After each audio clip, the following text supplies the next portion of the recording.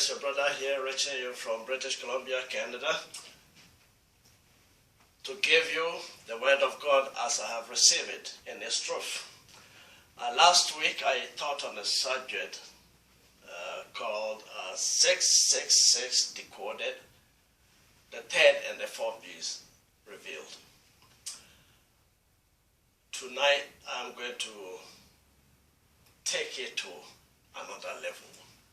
So the topic today is going to be 666 Decoded, the Antichrist Revealed, Part 2.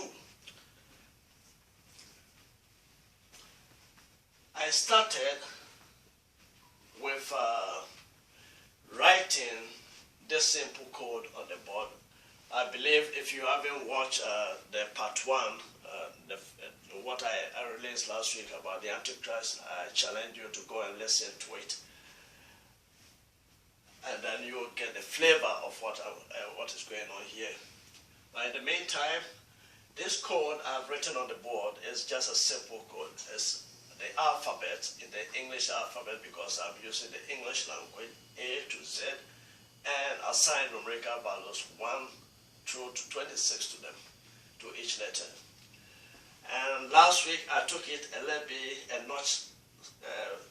notch up by adding the natural numbers 0 to 9, 0, 1, 2, 3, 4, 5, 6, 7, 8, 9, and combining the two. Why? This alphabet, as you see it here, A through to Z, represent every word that is spoken by a man in English. It represents every phrase you have ever made or heard, every sentence, every article that is written, every book that is written, every thesis, every novel, every poem contains this 26 alphabets, without which it's not possible writing anything in English. The natural numbers 0 to 9 represent every number that human has ever written, from the least to the greatest. Every dollar amount, anything that involves numbers. In fact, without the combination of two, you don't have computation. You can compute, and we love computers these days, and you couldn't have got computers without coding the alphanumerical codes. That's how powerful these letters, alphabets, and the numbers, simple codes, how powerful they are. So today we're going to go a step deeper. And by that I mean we're going to apply a basic, fundamental mathematical principle. And that is, as a mathematician, if you're going to use a formula to apply, to derive something out of the formula, you must be able to prove that formula from first principles and derive at the formula, how the formula came into being. So this is exactly what we're doing. God has given us a code in Revelation 13, verse 17 to 18. And that no one may buy or sell except one has the mark or the name of the beast, or the number of his name. Here is wisdom. Let him who has understanding calculate the number of the beast, for it is the number of a man. His number is 666. So God has given us two things here. A code, which is 666, a name. That is why we need, in order to decode this code and the name, we need the alphabets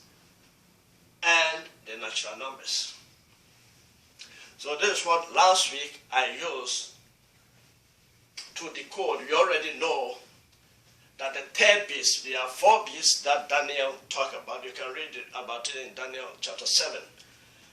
4 beasts that must come, but 2 have already come already. We know the first one was Napoleon Bonaparte. The second one was Hitler. They have come and gone. They came separately. But the third and fourth beast must come together in one generation. And I believe we are the generation. And that is why God has been revealing to his prophets to release it to the people. Because God he doesn't do anything unless he has already revealed it to us, to warn us. So this is what all this is about. So before we can decode it, we need the letters and the numbers to decode it. So over here, last week, we know the third beast is President Barack Obama. And the fourth beast is Pope Francis. But in order to help those who have not watched the first video, I'm just going to quickly run through their names and numbers. On board here, on this board, I've written Barack Hussein Obama on the board. Now I have assigned the numerical letters. B is 2A, 1R, 18, A, 1C, 3, and K, 11. And that equals 36. Hussein is H, 8, U, 21, S, 19, S, 19, E, 5, I, 9, and N, 14. And that totals 95. Obama is O15, B2, A1, M13, and A1. That totals 32. So what we did last week is converting these numbers to natural numbers. So you're going to add the 3 and 6 to be 9. 9 and 5 is 14. 3 and 2 is 5. Now you're going to further break it down. You want to, actually what we are doing is in the normal basis, you call it a base 7. So no number should go above 6. So this 9 is above 6. So you're going to break it into 2 is 6 plus, and break the 3 as 1 plus 1 plus 1. And the 1 and 4 will give us 5. And this is still 5. So we have Barack. We have the 6 already here. But we have plus 1 plus 1 plus 1. We're going to transfer this first one from Barack to Hussein. So this 5 is going to be plus 1, and you get 6. And we're going to transfer, so this one is gone. We're going to transfer the second one to Obama. So this 5 plus 1 is equal to 6. That 1, 2 is gone. So you get remainder 1, R1 here. So you get Barack 6, Hussein 6, Obama 6. So you got 6, 6, 6, remainder 1. And last week I said remainder 1 because he is the third beast, which is the first beast of Revelation 13, but it's the third beast of Daniel 7. But the third beast and first beast of Revelation 13 are the same person. So this is telling us there's one more beast to come, which is the fourth beast of Revelation, the fourth beast of Daniel 4, Daniel 7, the fourth beast, Daniel 7, 11, and the second beast of Revelation 13. Let's read it quickly and see what is there. Daniel 7. Daniel 7 said, verse 7, after this I saw in the night vision, and behold, a fourth beast, dreadful and terrible, exceedingly strong. It has a huge teeth, iron teeth. It was devouring, breaking in pieces, and trampling the residue with its feet. It was different from all the other beasts that were before it. It was different from all the other beasts that were before it. When you come to Revelation 13, verse 11, He said, then I saw another beast coming out of the earth, and he had 2 horns like a lamb, and spoke like a dragon.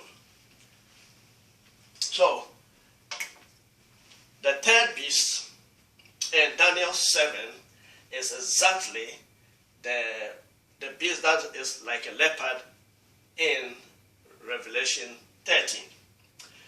The fourth beast in Daniel 7 verse 7 is exactly the same beast, which is the second beast in Revelation 13 verse 11. Now, the fourth beast, he said, he will come, he will be different from the 3 previous ones. The 3 previous ones were all political. Bonaparte was political, Hitler was political, Obama is political. But the fourth one is different. He will be like a lamb, but spoke like a dragon. And he's the most dreadful one. Okay, right now, we have proven that Obama is the 666 remainder one more, the beast that came before the last beast. That is Obama. Okay, now as far as Pope Francis goes, let's clear this up. And let me write Father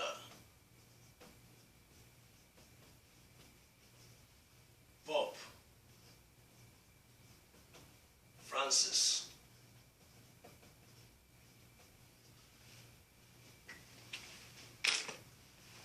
And Father is F is 6, A1, T 20, H 8, E 5, R 18, P 16, O 15, P 16, and E 5. And Francis, F is 6, R 18, A 1, N 14, C 3, I 9, and S 19. And the first one is equal to 58. That is Father. Pope is equal to 52. And Francis is equal to 70. Same thing, converting these numbers to natural numbers. So 5 plus 8 is what? 13, 1 and 3. 5 plus 2 is 7. And Francis, 7 plus 0 is 7. So you further have to convert 13 to natural numbers, and that will give 1 plus 3 is 4. So you have 4, 7, and 7. This 7, remember, you're going to is equal to, break it down to 6. Anything will be extra, so 6 plus 1. This 7 is equal to 6 plus 1. So you get our 6 here, you get our 6 here. We're going to transfer this 6, this 1, remember here, to Father. So it will be 4 plus 1, which is equal to 5. So this one is gone. And you're going to transfer this 1 from Francis to Father, to that 5. So it will be 5 plus 1, that is transferred here, and it's also equal to 6. So now you get Father to be 6, Pope to be 6, Francis to be 6. This time, no remainder. You get 6, 6, 6, the Antichrist. Further proof.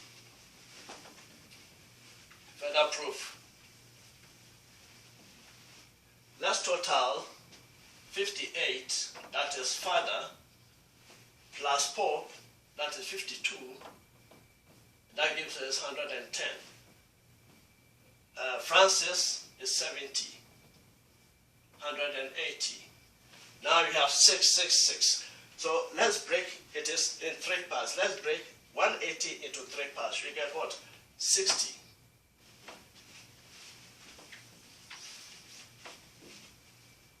60, 60, and 60.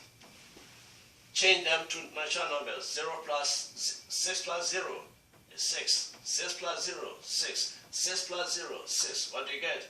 6, 6, 6. Pope Francis undeniably is number 666 of Revelation 13, verse 18, the Antichrist, the false prophet, and the son of perdition. No doubt about that. It is here. So now, this is like I spoke about first principle of math. When you're given a formula, I want to know how the formula came into being by proving that formula in first principles. So now, by first principles, we have proven that these names actually match the both beasts. The number 666, remainder 1, and 666. So if we know you have identified those names, what does that tell us? You can go back and listen to my message on the power in name. The power in name. Because working with God, God does not name anything just like that. Before God uses you, he has to make sure the name matches the assignment he is using you to do. That is why when he called Abram, he changed his name from exalted father Abram to father of many nations, Abraham. That is why he changed Jacob's name to Israel. Through him the 12 tribes of Israel will come. That is why he gave the name, when Jesus is born, they should call him Jesus. Why? Because he is the salvation, the anointed one to save mankind. So every time God is using somebody and the name does not match the assignment, God has to change the name. But this time, these names, they are not coming from God. Because according to Revelation 13, verse 3, he said, "And I saw one of his head as if it was mortally wounded." This is the third beast. "And his deadly wound was healed, and all the world marveled." But before that, let's go to verse 2. Sorry about that. "Now the beast which I saw was like a leopard. His feet is like a bear, and his mouth like a lion. The dragon gave him his power, his throne, and great authority." You see, whoever names something has authority over that thing. So it is clear here that the dragon has put this man in power. It's the devil that has put him in power. And therefore his authority must come from the devil. And therefore he named him. So what is the name inside the name that we need to know? Let's dig deeper.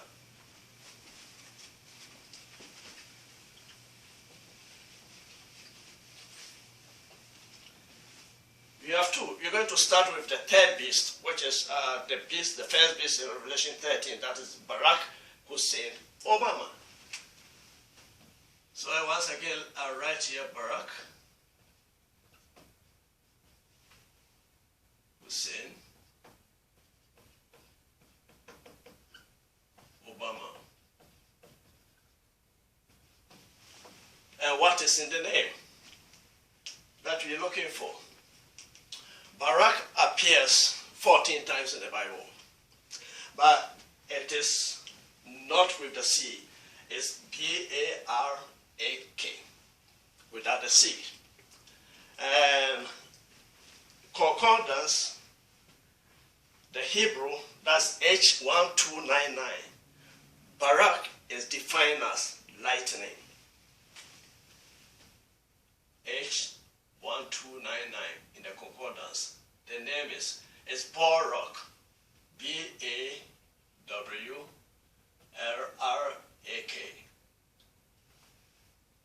And it means lightning.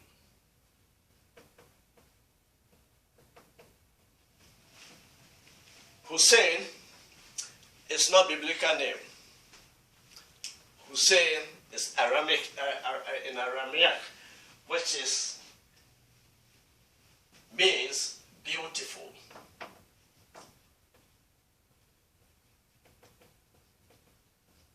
Or anointed one.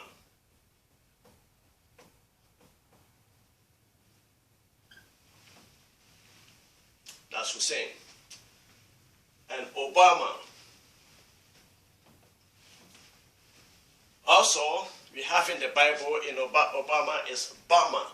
The O, the first O, replaces the last H. So it is Bama, which is B-A, in the Hebrew, B-A-W-M-A-W.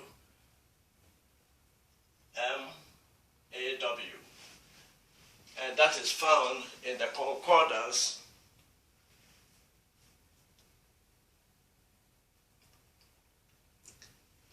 meaning height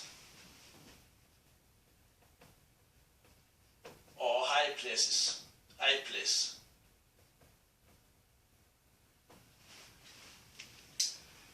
Now, I am from Ghana. My father is from a tribe called Kwau. And there are three names that are very, very peculiar to our family. And one of them is Boama, which is spelled B-O-A-M-A. That is just moving the O, the second O, and making the first letter, and it's Obama. Now, when someone, the locals, see me, they can call me Obuama. Obuama means, the name is Buama, but when they put the O before the B, it means the Buama who comes from Kwau. And not just Kwau, the Buama who comes from Kwau and from Kwau or Bombing. So, I'm bringing that in because we don't have the O, Bama, in the Hebrew, but we have Bama in the Hebrew. So this O is clarified. That is why you say a place, high place. Now when you turn to Luke chapter 10, Luke chapter 10,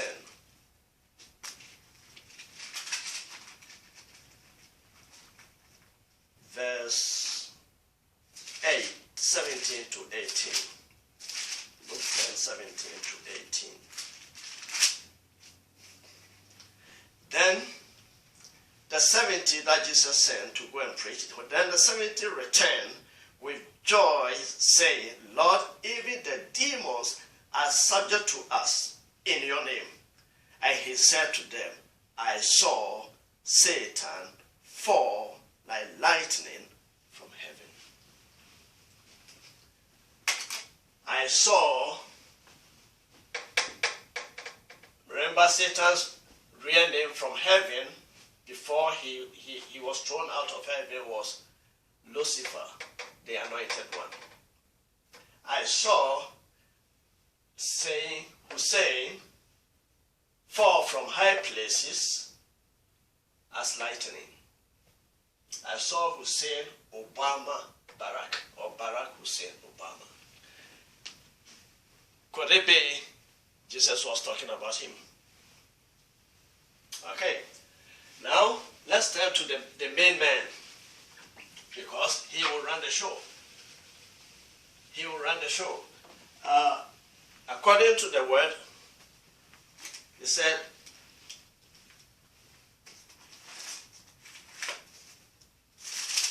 Revelation 13,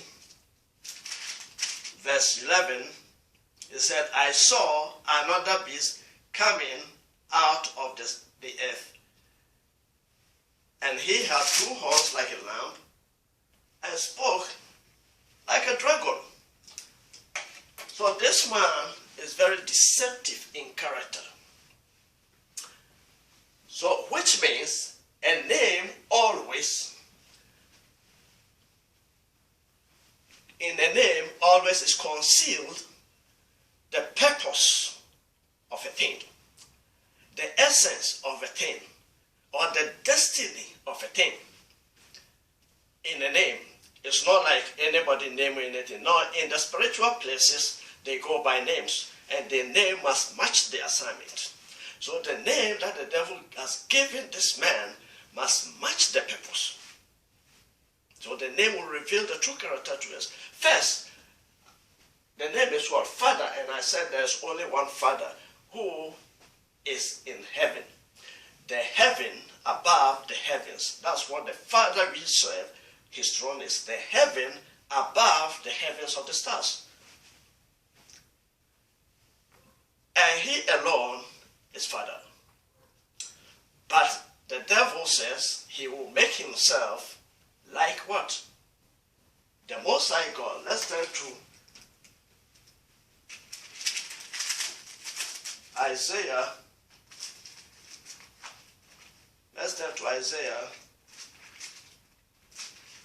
chapter 14.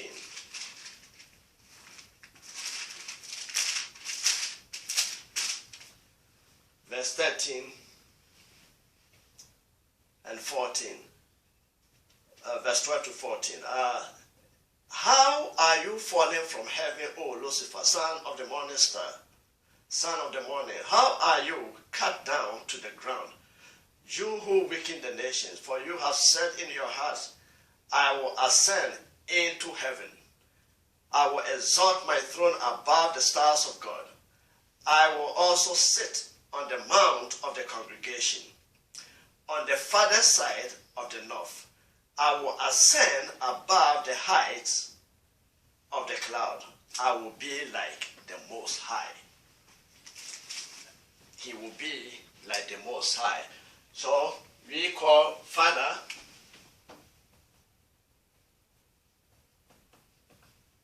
he wants to be called Father too.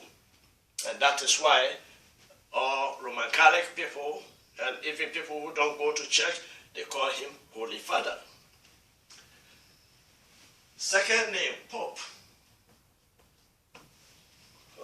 He will sit in the mount of the congregation. Let's turn to 2 Thessalonians chapter 2, verse 3 and 4. It said, let no one deceive you by enemies, for that day will not come unless the falling away comes first, and the man of the sin is revealed, the son of perdition, who opposes and exalts himself above all that is called God, or that is worshipped, so that he sits as God in the temple of God, showing himself that he is God. Now, in all the churches, who sits on the throne in the temple of God? So the name must match the assignment, the purpose. So Father said he will exalt himself like the Most High God. Pope is the son of perdition, and he will sit in the temple like the Most High God. And the third is Francis. And he was named, he took the name, not he was named, he took the name, the name was, I will say the name was given to him by Satan after Saint Francis of Assisi. By taking the name of Saint Francis of Assisi, he is evoking peace, poverty, and austerity. And that's exactly what this man represents. So Father Pope Francis, the name reveals who he is. Now these two beasts, the third and the fourth beast of Daniel 7. Daniel 7 spoke about the third beast coming from the sea. He spoke about the fourth beast coming from the sea. Revelation 13 speaks about the first beast of Revelation 13, who is the third beast of Daniel's prophecy, as coming from the sea. That is CNC, Barack Obama. And last week I told you the reason why the beast is coming from sea, because beast is not created to be in the sea.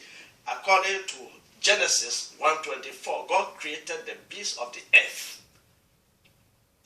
So the beast must stay in the earth. If it comes from water, if you take a cow and put him in the water, the cow will die. But this beast is coming from water to take authority, dominion on land. Why? Because this beast is coming from Africa. Coming from Africa. His father is from Kenya. To take throne in the United States, the greatest by earthly measure, the worldly measure, country probably in the world. The highest position anybody can have on earth. And his father is African, coming from the sea. You see, so there are, and this other guy too, Pope Francis, is also coming from the sea. But according to Revelation 13, he is coming from the earth. Revelation 13. Let's get there again. Verse 11. Then I saw another beast coming up out of the earth. So, which means he must come from a place that only this beast can come to take the seat. From a society, a group of people that he belongs. He cannot come from, you cannot be Anglican and be Pope in Catholic Church. He must be Catholic. This is what he's saying. But in Daniel 7, the same beast came from the sea, which means the environment that he will come out of is also different, just like Barack Obama. So these two beasts all have a lot of firsts in common. Obama is the first African president in the United States, the first black man to be president in the United States, the first black family to ever dwell in the White House, the first black first lady, first of first. And if you come to Pope Francis, the first pope to take the throne, who is not from Europe, outside the European country, first time. The first pope to come from the Southern Hemisphere. The first pope to come from Latin America country. The first Latin America to be pope. And on top of that, the first Jesuit pope. Now Jesuit is Jesuit,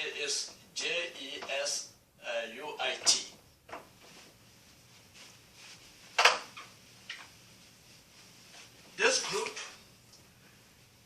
of people, the order of Jesuit in the Roman Catholic Church, they are more or less the military branch of the Catholic Church. In fact, during the time of the Reformation, when the Protestant churches broke off, these people were sent underground to maneuver and create chaos and let them fight against each other just to stop the spread of the Protestant churches for Catholic dominion. They are the army, the command center of the Catholic Church. They run all the Catholic universities around the world. To be a Jesuit, you have to swear an oath of allegiance to the Pope, that you will obey the Pope at all times, just like a soldier swearing an oath of allegiance to his president or country, to the constitution of his country, that he would defend and uphold it at any time. That is what Jesuits do. So Jesuit should not be a pope. So for Pope Francis to become a pope is just like coup d'etat in the Catholic Church. Now, friends, when a coup comes, when military takes over, all laws are suspended. All rights are suspended. Martial law is put in place. So, expect it is coming. Expect that it is coming. It is coming. And it's coming very, very soon. Let's get prepared. Let's get prepared. But at the same time, this Jesuit group was formed in France. The group originated in France. The name is from France. Now, I tell you, every time you hear a name regarding the Word of God, find something within the name, because let God reveal something to you, because there's a deeper meaning. It's not just a name. If you break this Jesuit J and Sui, what do you get in French? I don't know French. I know a little bit, but my little bit French, I know je suis is what? I am. I am. That is je suis. So, the name reveals exactly who he is, apart from proving mathematically, apart from fitting into where they come from, both of them, where they come from, everything. But in Revelation 19, verse 20, here's the good news. I will end it with this good news here. When Jesus has taken the throne, he said, then the beast was captured, and with him the false prophet, who worked signs in his presence. Then the beast was captured, and with him the false prophet who worked signs in his presence, by which he deceived those who received the mark of the beast, and those who worshipped the beast, the image of the beast. These two were cast alive into the lake of fire, burning with brimstones. So friends, God does not do anything unless he warns us first. The warnings are coming. The time is approaching, nearer and nearer. And he has warned us about taking the mark of the beast. Right now, it's just a guessing game. We don't know what exactly is that sign that will go, what exactly will be. Some say it's a microchip or whatever.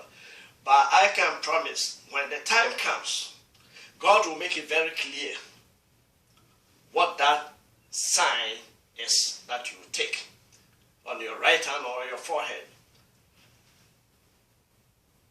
You have heard the message, and this is not the only message you will hear. Other prophets will give it to you too, to warn you when the time comes, do not take the mark of the beast. It will be presented to you like the best thing you can ever have. Do not take it, because you spend eternity in the lake of fire. And that said, if you don't know Jesus, the time has come. The time is drawing nearer and nearer. He is standing at the door of your heart and knocks. Say, if you open me, any man hears my voice. Any man. It doesn't matter where you're coming from. It doesn't matter what you have done in life, whether you are a crooked, you are drug addict, you are prostitute, you are whatever. Jesus does not care about what is behind you. Once he comes to you, he renews you and takes you from where you are to where that you are going. And the word said, for God so loved the world that he gave his only son, that whosoever believe in him shall not perish, but have everlasting life. So today, if you have heard his voice, through the sound of my voice, do not harden your heart. Open for the King of glory to come in. So whoever repents and believe in the heart and speak with the mouth that yes, Jesus Christ is the Son of God who came to die for me. God the Father sent to come and share his blood and die for me. And salvation is free. You don't pay nothing for it. But he doesn't force no one. It's not like other religions. So the choice is yours. Though that judgment day is coming. So open your heart and let the King of Glory come in. And you will know the difference as I have. God bless you. I'll see you next week.